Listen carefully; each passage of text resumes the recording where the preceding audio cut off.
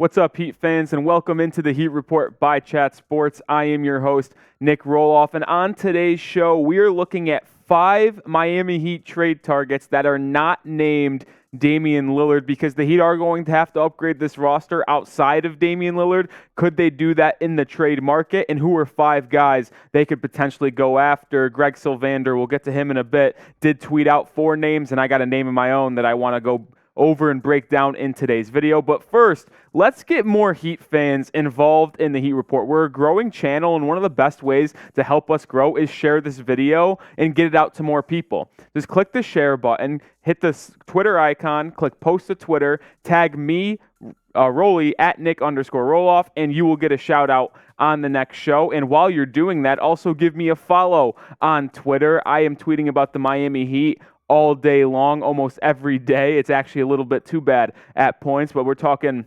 Nikola Jovic, we're talking Damian Lillard, so give me a follow over there. You'll learn more about the Miami Heat on my Twitter at Nic_Rohloff. But let's get into Greg Slyvander and what he had to say. And he tweeted this out the other day, and it had me intrigued. He says, sources tell 5 recent sports network that names below have come up in trade conversations for Miami since the new league year started. And those 4 names were Robert Covington, Jonas Valanciunas, Saddiq Bey, and Danilo Gallinari. And he had a fun little note here, 3rd year in a row, because the Heat seem to have always been linked to Gallinari. But he also followed up by saying this, and I want to preface this as well. Now, I am not by any means saying these players will land in Miami, but these are names that emerged in various conversations over the last week or so per source. So it's not like the Heat are actively trying to trade for them right now. They're just names that the Heat have been linked to and been interested in a potential multi-team deal that includes Damian Lillard, or they're already looking at people they can acquire after Damian Lillard, because assuming that you gut this roster, you're going to have to improve it,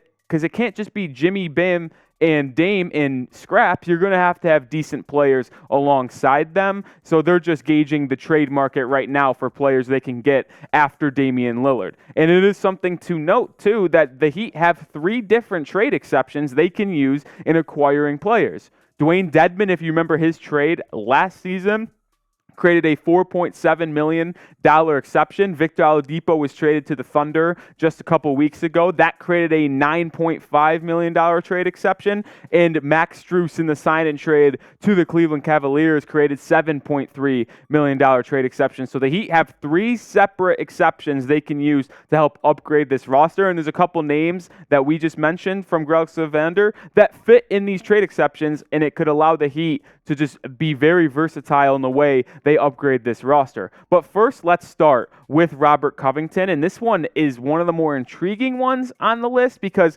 he plays eerily similar to PJ Tucker. If you remember, one of the better role players in Heat history. He only played 1 year, but that's the type of impact he had with Miami. He was fantastic, helped them get to the Eastern Conference Finals, obviously lost to the Boston Celtics, and then he dipped out of there to Philadelphia, which was a bummer. But you saw the way that the Heat wanted to use a power forward / center to switch with Bam Adebayo, and Robert Covington sure can do that. Look at his stats over the last 4 years, and it is very similar to PJ Tucker. He's not a scorer. He will not give you 10-plus points a game in all likelihood. He did it 4 years ago, but that's 4 years ago. The last 3 years is much more likely to what you're going to get if you do get Covington. 8 points a game, 6 points a game, but he can shoot the 3 ball effectively.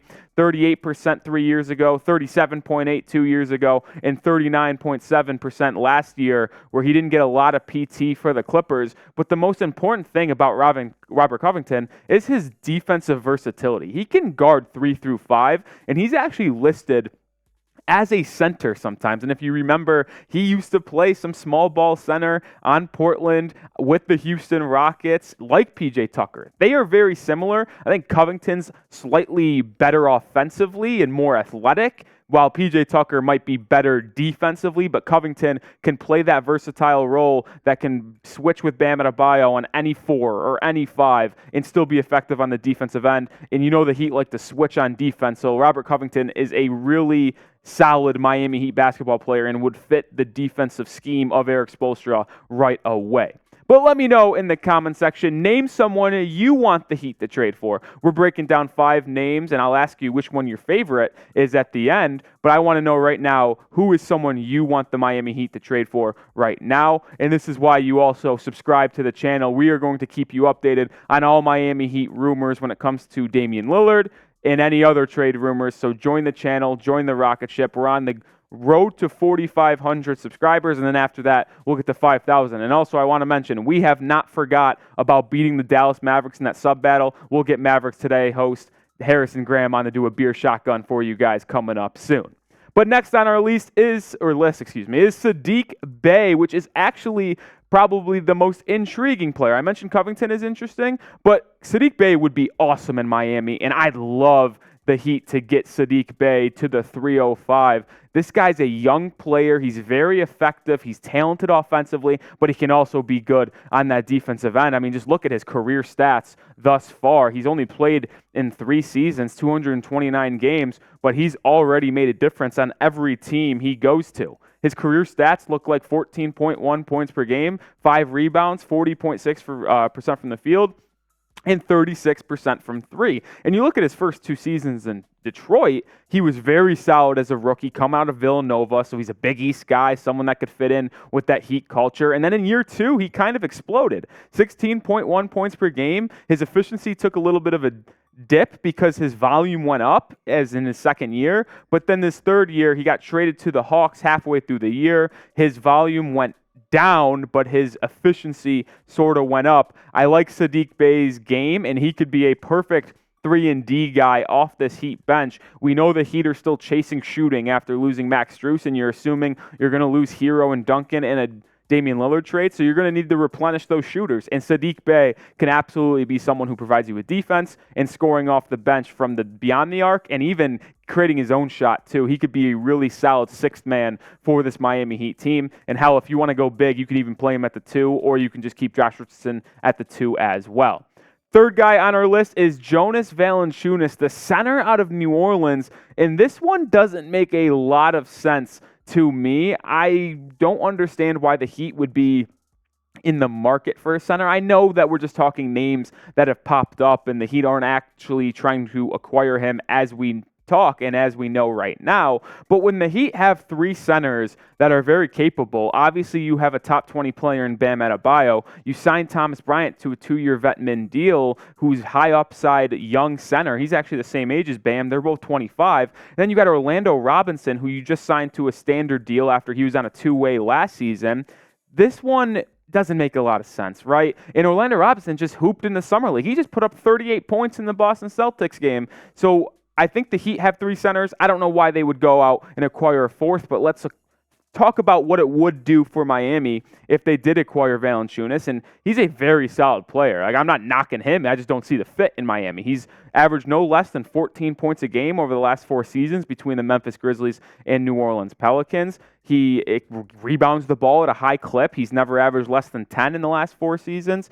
He is one of the main reasons why the Pelicans have become an up-and-coming team in the past 2 years, because he's been that anchor in the middle of that defense and offensively just grabbing boards, kicking out, and then finishing in the pick and roll. I think he'd be a little too expensive for the Miami Heat. He is getting paid $15.4 million this year, so I don't think the fit is there offensively, defensively, with the way the Heat have their current roster construction, and I don't think the money works either. I wouldn't really anticipate Jonas Valanciunas becoming a Heatle anytime soon. Last on the list is Danilo Gallinari from Greg Slyvander, and I am just honestly sick of the Gallinari stuff, He has been rumored to be someone on the Heat's radar the past 3 seasons, and it's just never worked out. It's like Pat Riley has an addiction to Gallinari. Why does he want to keep acquiring this man? I have no idea.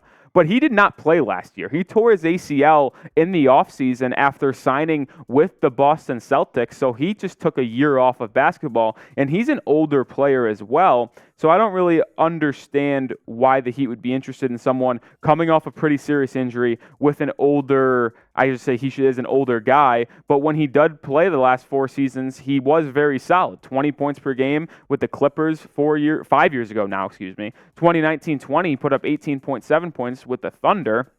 And then he played 2 solid seasons with the Hawks. But one thing he is always good at is shooting the 3 ball, 43%, 40%, 40%, and 38%. This would certainly be a good 3-point shooter off the bench in that stretch 4 role next to Bam Adebayo. I just don't think the Heat will actually get the deal done for Gallinari. It just seems like it is never meant to be, and the fact that he hasn't played in a year kind of scares me away. The Heat are trying to contend right now. Are they going to take a shot on someone who hasn't really played in the past calendar year? I don't think it makes a lot of sense. I think there are better names out there. Out of the 4 names we mentioned, I think Valanciunas would rank last, but Gallinari is a close there as well. I don't really love what the Heat could do with him now, and he's not the best defender as well, and he's also coming off that ACL injury once again. But out of the 4 names that Greg Slyvander mentioned in that tweet and that we talked about, who was your favorite from that list? Let me know in the comments section. And before we head out of here, I want to actually mention a trade target of my own, and it is Landry Shamet,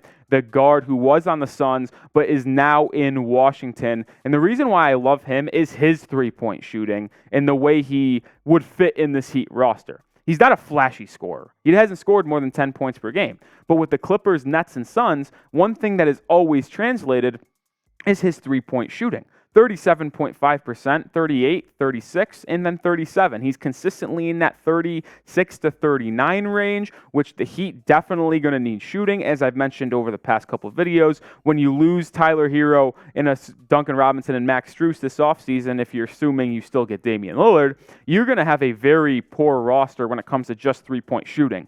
Landry Shamet would absolutely fix that, and he could be the starting 2 guard next to Damian Lillard, or he can be someone off the bench that can be the 3-point sniper. And I always thought Landry Shamet was an older player. He's been in the league for a while, but he's only 26 years old. So Landry Shamet would fit maybe a little bit of the future and the current aspirations that the Heat have to win an NBA title. And that's why out of this list, this one's probably my favorite. He just fits the best and would probably cost the least amount in a trade package. The Heat have 2 second-round picks, they can trade. It might